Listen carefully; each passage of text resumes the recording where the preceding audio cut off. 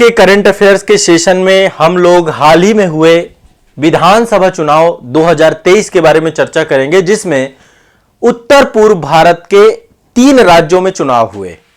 पहला तो आपका त्रिपुरा है। यहां पे देखिए, ये नॉर्थ ईस्ट इंडिया है हमारा, ये आप देख पा रहे हैं, ये नॉर्थ ईस्ट इंडिया है पूरा का पूरा। ये नॉर्थ ईस्ट इंडिया है। पहला ये अरुणाचल प्रदेश है, ये नागालैंड है, ये मणिपुर है, ये मिजोरम है, ये त्रिपुरा है, ये मेघालय है, ये असम है।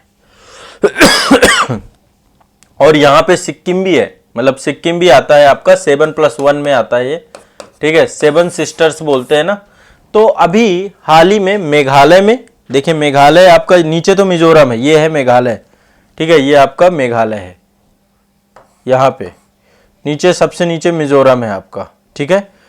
और यहाँ पे नागालैंड है, नागालैंड नहीं माफ करिएगा, सॉरी, ये मेघालय है आपका, ये मेघालय है, ये तो मणिपुर है आपका, हाँ ये मणिपुर है, मणिपुर पहाड़ियां है ना यहाँ पे, ये मणिपुर है, म्यांमार के साथ सीमा साझा करता है।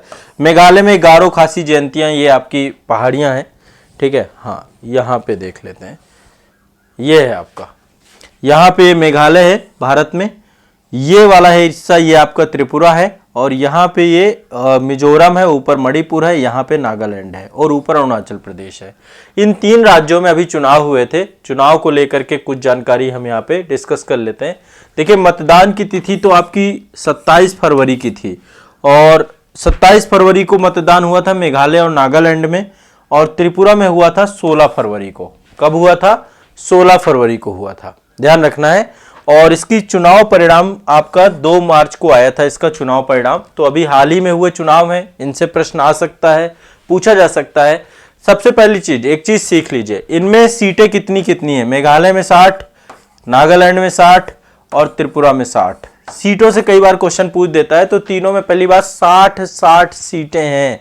कितनी सीटें हैं? 60 सदस्यीय सीटें हैं ये, ठीक है। मेघालय में, त्रिपुरा में और नागालैंड में 60 सदस्यीय सीटें हैं। अब एक एक करके इसको समझने का प्रयास करते हैं। त्रिपुरा की 60 सीटों के लिए मतदान जो है आपका 16 फरवरी को हुआ था, और जो है इसमें सबसे बड़ा पार्टी जो बन के निकली वो निकली भाजपा जो है, और एक पार्टी वहीं पर है, Indian people's front of Tripura, ठीक है, IPFT, ठीक है।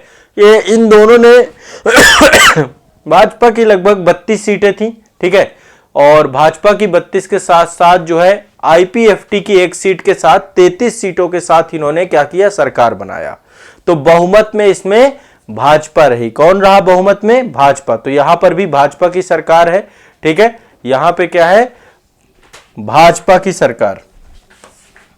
त्रिपुरा में भाजपा जीती है, भारतीय जनता पार्टी, ठीक है। और त्रिपुरा के बारे में पता है कि त्रिपुरा बांग्लादेश से 3 तरफ से आपका घिरा हुआ है। क्या है? 3 तरफ से घिरा हुआ है, ध्यान रखना है, ठीक है, क्लियर। आगे चलते हैं, नेक्स्ट है आपका अगला चुनाव हुआ है। देखो, अब बस इतना ही जानते हैं, बाकी की पार्टियों का क्या जानेंगे। बहुत सारी और पार्टी हैं, जैसे माकपा है, 11 सीटें उसे मिली है, कांग्रेस को 3 सीटें मिली हैं। एक और वहां पे पार्टी है जिसका नाम है ट्रिपा मोथा पार्टी। ट्रिपा मोठा पार्टी को 13 सीटें मिली हैं, लेकिन आपको पता होगा कि ट्रिपा मोठा पार्टी जो वहां पर है, उस पार्टी के द्वारा काफी लंबे समय से एक ट्रिपा लैंड की मांग की जा रही है त्रिपुरा में। ट्रिपा लैंड, एक अलग पृथक ट्रिपा लैंड बनाने की। तो आपको पता है कि भारत के विभिन्न राज्यों में बहुत सारी पृथकतावादी डिमांड्स लगातार चलती रहती हैं। तो ट्रिपा मोठा पार्टी जो है उसको भी काफी अच्छी खासी 13 सीटें मिली हैं, ठीक है। तो इसके बारे में जो है अभी यहां पे जो है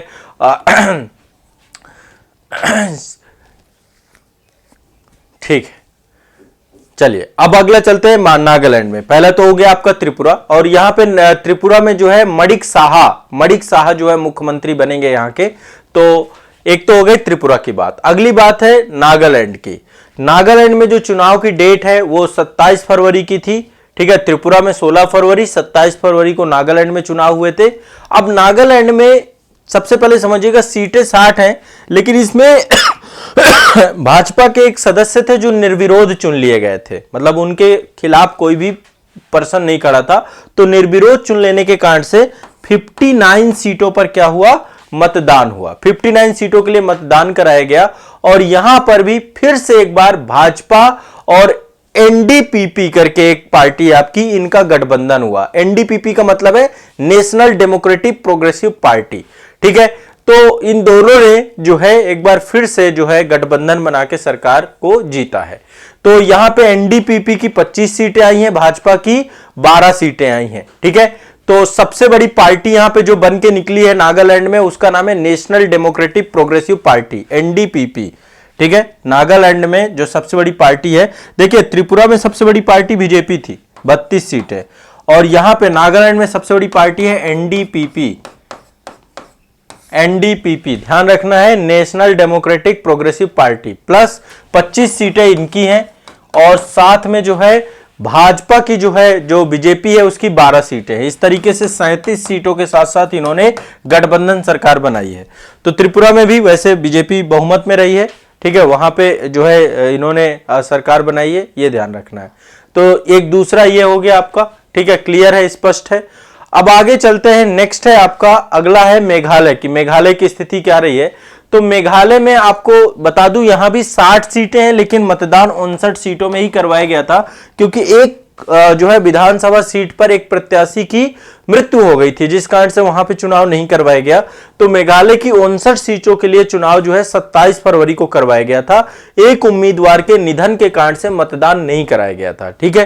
तो ये सीटें बहुत जरूरी है। देखो क्वेश्चन मुझे जहां तक लगता है कि यहीं से पूछा जाएगा, आपको सीटों से मैच द फॉलोइंग क्वेश्चन आता है, बहुत आसान है कि आसानी से आप इनको याद कर लीजिएगा। तो यहां पर जो है चुनाव परिणाम में यहां पर जो है स्पष्ट बहुमत किसी को प्राप्त नहीं हुआ था। स्पष्ट बहुमत किसी को प्राप्त नहीं होने के कारण से यहां पर क्या है कि एक त्रिशंकु विधानसभा बनने की स्थिति में ये आके खड़ा हो गया। अब यहां पे किसको कितना मिला? एक पार्टी है एनपीपी, सबसे बड़ी पार्टी बनी है NPP, national people party. Meghalaya में एनपीपी को सबसे ज्यादा सीटें मिली हैं, 26 सीटें, ठीक है, 26 सीटें मिली है एनपीपी को। फिर दूसरे नंबर पे पार्टी है यूनाइटेड डेमोक्रेटिक पार्टी, जिसको नाम है यूडीपी। अब ये सब स्थानीय पार्टी हैं, यूडीपी, ठीक है, यूनाइटेड डेमोक्रेटिक पार्टी, इसको मिली है 11 सीटें। कितनी मिली हैं? 11 सीटें। और तीसरे नंबर पे आपका तृणमूल कांग्रेस, इसको 5 सीटें मिली है। भाजपा को 2 सीटें यहां पर प्राप्त हुई हैं, तो भाजपा को 2 ही सीट मिली है, यह ध्यान रखना है। यहां पे बहुत ज्यादा सीटें नहीं मिली हैं, ठीक है। भाजपा को पिछली बार 2018 में जो चुनाव हुए थे उसमें 1 सीट मिली थी, इस बार 1 सीट उसकी बढ़ गई है टोटल, ठीक है। तो आपको ध्यान रखना है कि सबसे बड़ा जो घटक दल बन के निकला है आपका, वो है आपका एनपीपी। तो एनपीपी और यूडीपी इन्होंने मिल करके जो है इस बार जो है इन्होंने क्या किया है, सरकार बनाने की प्रयास किया है। तो ये आपको ध्यान रखना है, यहां पे ये चुनाव को लेकर के आपकी महत्वपूर्ण जानकारी है। क्लियर है, स्पष्ट है, ठीक है। 3 चुनाव मैंने आपको बता दिए, 3 चुनाव बता दिए, पहला त्रिपुरा का, नागालैंड का और आपका मेघालय का। स्पष्ट है, बहुत सिंपल सा है। और यहां पे जो है जो मुख्यमंत्री थे कोनराड संगमा थे, ठीक है, तो संभवतः यही मुख्यमंत्री यहां के बनेंगे। चलिए अब आगे बात करते हैं। नेक्स्ट है आपके, ये चुनाव हो गए। चुनाव के बाद देखो मैं आज आपको एक तथ्यात्मक जानकारी, जो मुझे लगता है कि 100% ये क्वेश्चन फंसेंगे ही फंसेंगे, आपको पता होना चाहिए। तो 100% जो क्वेश्चन मतलब आने की उम्मीद है, इन क्वेश्चनों को आपको रट जाना है आज के सेशन में पूरी तरीके से। वैसे ये मुझे लगता है जहां तक कि ये मैं 1-2 बार चर्चा कर चुका हूं, लेकिन मैं इसको बीच बीच में आपको ये टॉपिक चर्चा करता रहूंगा। G20 आपको पता है, इस बार जो है भारत में G20 होने वाला है। ये 18वां G20 होगा। कौन सा? 18वां 18 G20 होगा। कौन सा होगा? 18वां G20 होगा। 18वां G20 कहां हो रहा है? भारत में हो रहा है। अच्छा ठीक है, ये 2023 का G20 18वां भारत में हो रहा है। अच्छा 17वां कहां हुआ था? 17वां इंडोनेशिया में हुआ था। कहां हुआ था? इंडोनेशिया में। अच्छा ठीक है, 17वां इंडोनेशिया में हुआ, तो 19वां कहां होगा? अगले साल वाला, तो अगले साल का होगा ब्राजील में। ध्यान रखना इस बात को। मैंने पहले भी बताया कि G20 एक आर्थिक संगठन है। 26 सितंबर 1999 को इसकी जो है स्थापना हुई थी। इसमें 19 देश प्लस यूनाइटेड EU है, ठीक है, EU ये ध्यान रखना है। तो ये बात मतलब बिल्कुल रटे रहना है, भारत में होना है, क्वेश्चन पूछेगा, आगे पीछे का भी पूछ सकता है। तो 17वां आपका इंडोनेशिया में, 19वां आपका कहां पे हुआ था, ब्राजील में, 19वां ब्राजील में होगा। एक ये मैंने आपको बार बार बताया कि सीओपी से क्वेश्चन मुझे बड़ी उम्मीद रहती है कि ये सीओपी से क्वेश्चन हर बार पूछता है, आप देखना पीवाईक्यू को लेकर के। तो सीओपी 27 तो मिस्र में हुआ था। सीओपी 27 मिस्र में हुआ था, जगह थी शर्म अल शेख, शर्म अल शेख, याद रखना है। अच्छा ठीक है, सीओपी 27 मिस्र में हुआ था, तो सीओपी 28 कहां पे होगा? तो सीओपी 28 रट लेना है, दुबई में होने वाला है। कहां पे? दुबई। दुबई कहां पे है? यूनाइटेड अरब अमीरात, यूएई में, यूनाइटेड अरब अमीरात, यूएई में, दुबई में होगा आपका सीओपी 28। जलवायु परिवर्तन, ग्लोबल वार्मिंग को लेकर के इसमें वैश्विक स्तर पे शिखर सम्मेलन के तौर पे ये आपका conference of party United nation के तत्वाधान पे मनाया जाता है। ठीक है, तो इसकी पहली बैठक 1995 में हुई थी, जर्मनी के बर्लिन में। ठीक है, सबसे पहली बैठक सीओपी कॉन्फ्रेंस ऑफ पार्टी की आपकी कब हुई थी? 1995 में। अब इसके बारे में डिटेल में जानना चाहते हो तो समग्रता से आपको एनवायरनमेंट की क्लास में आपको मिल जाएगा, जो मैंने ऑनलाइन बैच में पढ़ाया है। ठीक है, अगला चलते हैं एससीओ शिखर सम्मेलन। ये आपका संघाई कोऑपरेशन ऑर्गेनाइजेशन, ये इसके बारे में भी एक विशेष बात है। G20 के बारे में तो आपको पता है, लेकिन इस बार आपका 23वां एससीओ शिखर सम्मेलन हो रहा है। 23वां कहां पे हो रहा है? हमारे भारत में। ये भी एक बड़ी उपलब्धि है। G20 नहीं हो रहा, ये भी हो रहा है भाई आपका 23वां एससीओ शिखर सम्मेलन भारत में हो रहा है। अच्छा ठीक है, 23वां भारत में हो रहा, तो 22वां कहां पे हुआ था? पिछले साल वाला। तो पिछले साल वाला आपका 22वां हुआ है समरकंद में, उज्बेकिस्तान में पड़ता है आपका समरकंद। 22वां आपका समरकंद, उज्बेकिस्तान, उज्बेकिस्तान। ये सब रट जाना है, लिख लेना है आप लोगों को, ये रटन था चीजें आपको लिख लेना है। संघाई कोऑपरेशन ऑर्गेनाइजेशन आपका 23वां इंडिया में, 22वां आपका समरकंद उज्बेकिस्तान में। देखो एससीओ की स्थापना आपकी कहां हुई है? 15 जून 2001 को हुई थी। टोटल 9 देश हैं इसमें। ईरान अभी रिसेंट इसका कंट्री जो है जोड़ा गया, इसका मुख्यालय बीजिंग में है। ठीक है, टोटल इसमें आपके 9 देश हैं। अभी ईरान को भी जोड़ दें तो ईरान सहित 9 देश हैं, पहले 8 थे। ठीक है, अगला है G7।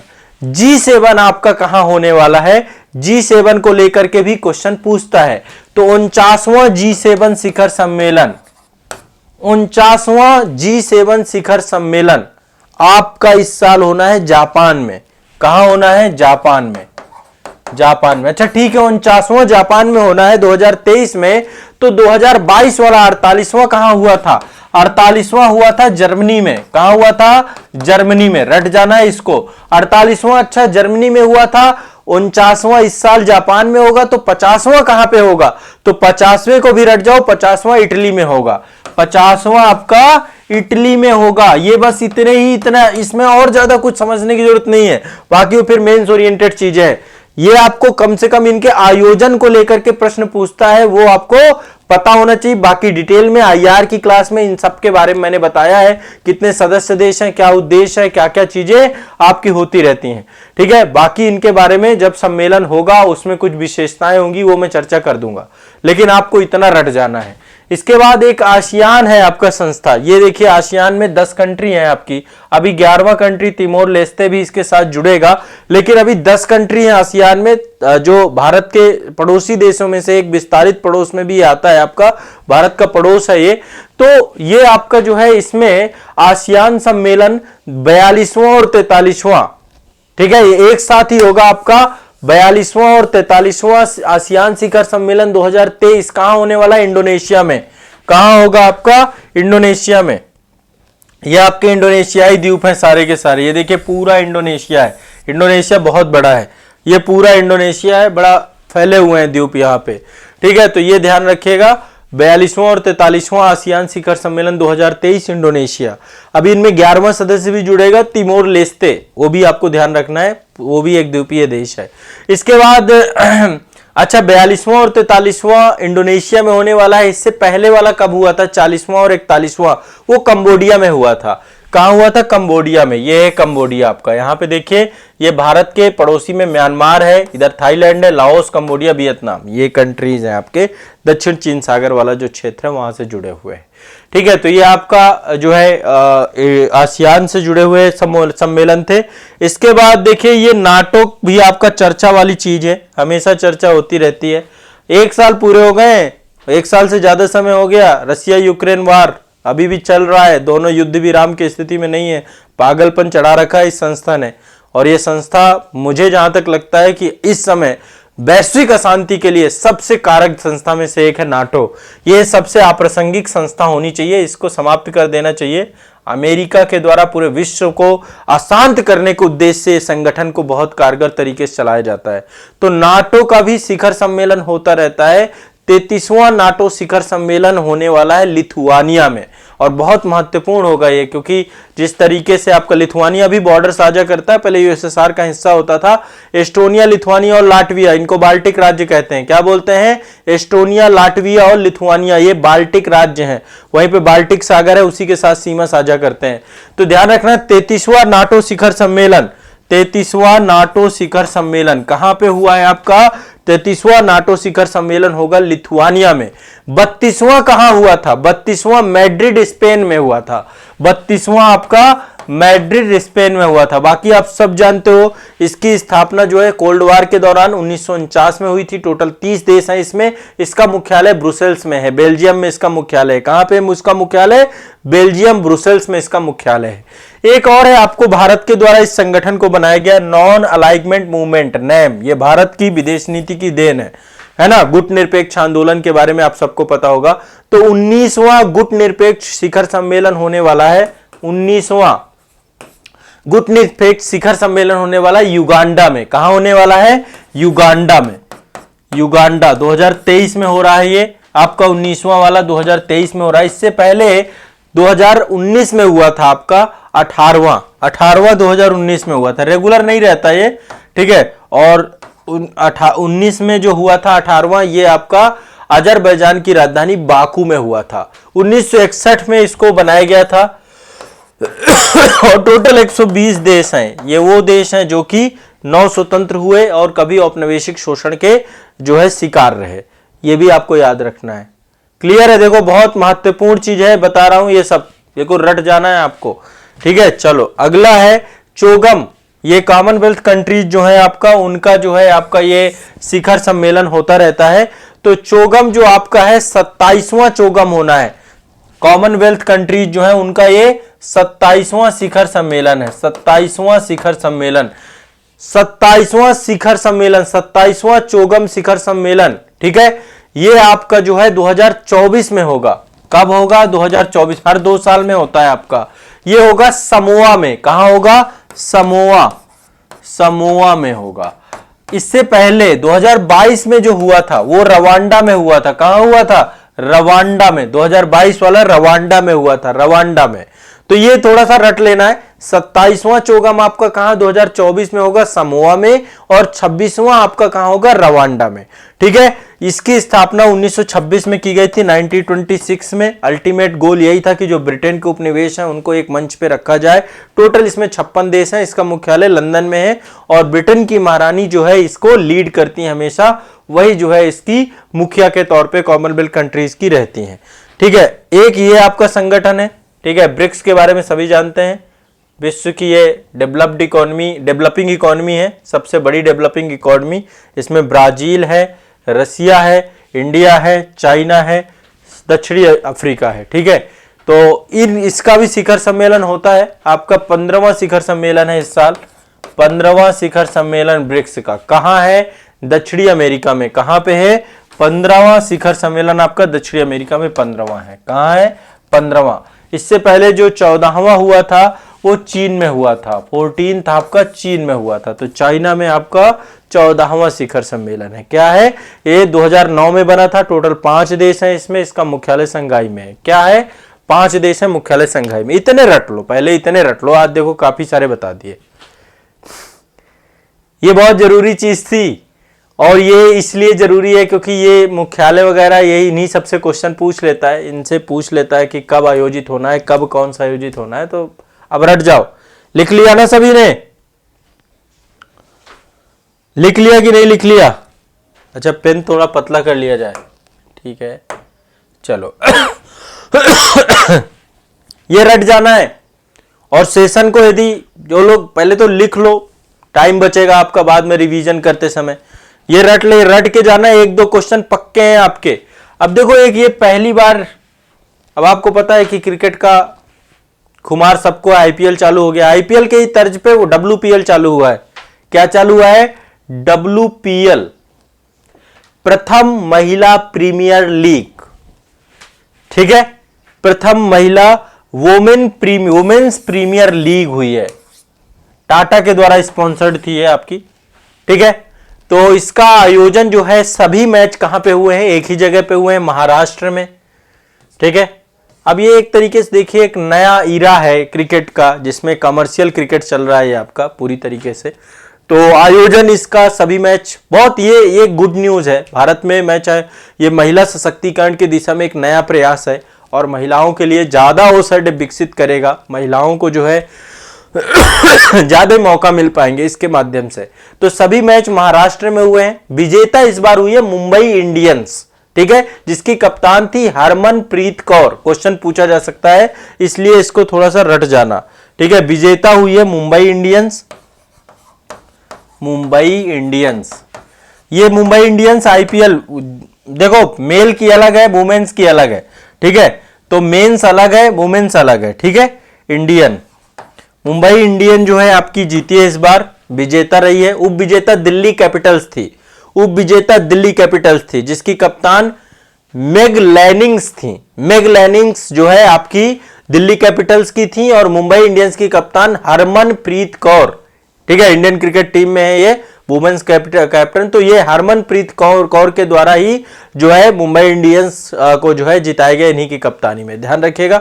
इसमें भी सबसे ज्यादा विकेट किसने लिए? हेली मैथ्यूज ने सबसे ज्यादा विकेट, यानी कि पर्पल कैप का जो कॉन्सेप्ट है, सबसे ज्यादा जो विकेट लेता है उसको पर्पल कैप मिलती है, तो हेली मैथ्यूज को मिला है। सबसे ज्यादा रन आपको किसने बनाया है? तो दिल्ली कैपिटल की जो कप्तान थी मेग लैनिंग्स के द्वारा बनाया गया। देखो इसमें सबसे बड़ी खासियत क्या होती है, चूंकि कमर्शियल क्रिकेट है तो इसमें इंडियन प्लस साथ में इंटरनेशनल जो प्लेयर्स होते हैं, उन सभी प्लेयर्स को लेकर के ये पूरा का पूरा जो है मैच आपका होता है। तो मेग लैनिंग्स को ने सबसे ज्यादा रन बनाए थे, तो इनको ऑरेंज कैप मिला है। मेग लैनिंग्स ने सबसे ज्यादा बनाए थे। उप विजेता टीम की ये कप्तान थी दिल्ली कैपिटल की, दिमाग में बैठा लीजिए, ऑरेंज कैप इनको मिला है, ठीक है, ये ध्यान रखिएगा। और फाइनल मैच में प्लेयर ऑफ द मैच जो मिला है वो नताली एक पर्सन है, नताली सीवर को मिला है। और emerging player of the season जो है यस्तिका भाटिका को मिला है। Yastika Bhatia emerging player of the season, ठीक है। तो ये 4-5 चीजें ही जाननी है, बहुत ज्यादा इसमें हम चीजों को डिस्कस नहीं करेंगे, बस मेन चीजों को लेकर के डिस्कस करेंगे। तो वुमेन्स प्रीमियर लीग को लेकर के एक ये बहुत महत्वपूर्ण आपका करंट अफेयर्स है आज आपका, ठीक है। ये क्वेश्चन मुझे जहां तक लगता है कि उम्मीद है, क्योंकि पहला हुआ है आपका, पहला महिला प्रीमियम लीग है, पहला महिला प्रीमियर लीग है, डब्ल्यूपीएल 2023 में आयोजित हुआ है। सभी मैच महाराष्ट्र में हुए हैं। विजेता मुंबई इंडियंस थी, कप्तान इसकी हरमनप्रीत कौर थी। उप विजेता दिल्ली कैपिटल थी, उसकी कप्तान मेग लैनिंग्स थी। पर्पल कैप सर्वाधिक विकेट लिया है हेली मैथ्यूज ने। ऑरेंज कैप सर्वाधिक रन बनाने वाली मेग लैनिंग्स थी। Emerging player of the season Yastika Bhatia को मिला है, यस्तिका भाटिया को मिला है। फाइनल मैच में प्लेयर ऑफ द मैच जो मिला है नताली सीवर को मिला है, नताली सीवर ब्रंट इनको मिला है, ठीक है। ये आपको ध्यान रखना है, क्लियर है, स्पष्ट है, बहुत सिंपल सी बात है। एक और ये जो है गुड न्यूज है भारत के लिए, पहला अंडर 19 महिला क्रिकेट विश्व कप हुआ था 2023 में ही, इससे भी क्वेश्चन बनेगा। ICC under 19 women's T20 world cup south Africa में हुआ है। कहां आयोजन हुआ है? साउथ अफ्रीका में। इससे भी क्वेश्चन बनेगा आपका, ठीक है। पहला अंडर 19 महिला क्रिकेट विश्व कप 2023, ठीक है, कहां हुआ है आपका? साउथ अफ्रीका में हुआ है। कहां पे हुआ है? साउथ अफ्रीका में आयोजन हुआ है, साउथ अफ्रीका में। इसकी विजेता टीम रही है भारत। भारत जीता है पूरा मैच। कौन जीता है? भारत। कौन जीता है? भारत। उप विजेता कौन रही है? इंग्लैंड। इंग्लैंड। उप विजेता है इंग्लैंड, भारत जो है विजेता है। ठीक है, प्लेयर ऑफ द टूर्नामेंट मिला है ग्रेस इक्रीवेंस को, ग्रेस इक्रीवेंस इनको मिला है। और फाइनल प्लेयर में player of the match Titas Sadhu को मिला है, तीता साधु। और भारतीय टीम की कप्तान थी शेफाली वर्मा। ठीक है, भारतीय टीम की कप्तान थी शेफाली वर्मा, शेफाली वर्मा, शेफाली वर्मा। भारतीय टीम की कप्तान थी शेफाली वर्मा। फाइनल में प्लेयर ऑफ द मैच मिला है तीता साधु। किसको मिला है? तीता साधु, तीता साधु, तीता साधु को मिला है, ध्यान रखिएगा। Player of the match Titas Sadhu को, player of the tournament Grace इक्रीवेंस को। ठीक है, विजेता भारत है, उपविजेता इंग्लैंड है। आयोजन दक्षिण अफ्रीका में हुआ था। बताए कोई दिक्कत हो तो। इतना करंट में आपको आज के लिए इतना ही रखा जाए, नहीं तो बहुत ज्यादा हो जाएगा। हाँ, ये देखिए, ये WPL 2023 के लिए है, पहला संस्करण 2023 में। आयोजन आपका आईसीसी है, बीसीसीआई और भारतीय क्रिकेट कंट्रोल बोर्ड आपने इसने बीसीसीआई ने आयोजन किया था। 4 मार्च 2023 से लेकर 26 मार्च 2023 तक जो है पूरा का पूरा ये आयोजन हुआ था। टोटल 22 मैच हुए हैं, कुल 5 टीम्स थी इसमें। ठीक है, और 5 टीम में से जीतने वाली विजेता मुंबई इंडियंस, उप विजेता दिल्ली कैपिटल। पुरस्कार राशि 6 करोड़ रुपया था इसमें, और उप विजेता को 3 करोड़ मिले हैं, 6 करोड़ आपको विजेता को मिले हैं। ऑरेंज कैप जो है आपको मेग लैंडिंग्स को मिले हैं, 345 रन बनाए हैं। पर्पल कैप हैली मैथ्यूज को मिले हैं, 16 विकेट लिया इन्होंने। प्लेयर ऑफ द मैच जो है आपका नेट साइबर ब्रंट को फाइनल मैच में मिला है, मुंबई इंडियंस की थी ये। और power striker of the match Radha Yadav को मिला है, power striker of the match Radha Yadav को फाइनल मैच में दिल्ली कैपिटल्स से थी ये। ठीक है, और बाकी ये catch of the season Harmanpreet Kaur Mumbai Indians, most valuable player आपकी हैली मैथ्यूज मुंबई इंडियंस। ठीक है, और इमर्जिंग प्लेयर आपकी यस्तिका भाटिका मुंबई इंडियंस। ठीक है, और इसमें जो है पावर स्ट्राइकर पुरस्कार सोफी डिवाइन को 13 छक्के आरबीसी से जुड़ी हुई थी। ठीक है, तो ये ध्यान रखना है। और ये मुंबई इंडियंस आपका, ये टीम्स थी आपकी total, Mumbai Indians, royal Challengers of Bangalore, Delhi capital, Gujarat giants, UP barrier, ऐसे 5 टीमें थी टोटल। तो ये आपका उससे जुड़ी हुई जानकारी है। तो आज के लिए इतना ही रखते हैं, अब इतना काफी चीजें एक्सेस हो गई हैं करंट अफेयर्स में। कल जो है मैं आपको ये देखिए चीता, कल चीता के बारे में बताऊंगा। आज वैसे मैं सोचा था कि आज ही पढ़ा दूंगा, बट अब आज नहीं, कल पढ़ाऊंगा। ठीक है, आज मुझे लगता है कि काफी मैंने फैक्ट आपको दे दिए। ठीक है, तो मैं बस इतना ही खिला रहा हूं आपको जितना आपका पेट, ऐसा ना रहे कि बहुत ज्यादा दिक्कत हो जाए आपको। तो पर्याप्त है, इतना पर्याप्त नहीं है? बताइए, कहो कि और पढ़ना है? आज के लिए इतना ही रखते हैं। बाकी अभी देखो पिछले जो क्लासेस हुई हैं उनको रिवाइज करो, इसके जितने फैक्ट हैं इनको भी याद कर लो। जितना बता रहा हूं बस इतने से ही कुछ ना कुछ फंस जाएगा आपका, इतना गारंटेड है। करंट अफेयर्स इसी क्लास से आएगा, ये भी बता दे रहा हूं, यहीं से आपका सब क्लास से निकल जाएगा। अभी देखते जाओ, एग्जाम से पहले पहले सब कवर करा दूंगा, पूरा 1.5 साल का करंट अफेयर्स पढ़ा दूंगा आपका। बस इसको कर लो आप, ये सबसे बड़ा मुद्दा है। ठीक है, तो आज के लिए इतना ही रखेंगे, बाकी कल के सेशन में करेंगे। पिछला पूरा रिवाइज करो, रिवीजन को सबसे बड़ी की मानो, रिवीजन मस्ट है, रिवीजन करना ही करना है आपको, रिवीजन से भागना नहीं है, ध्यान रखना है इस बात को।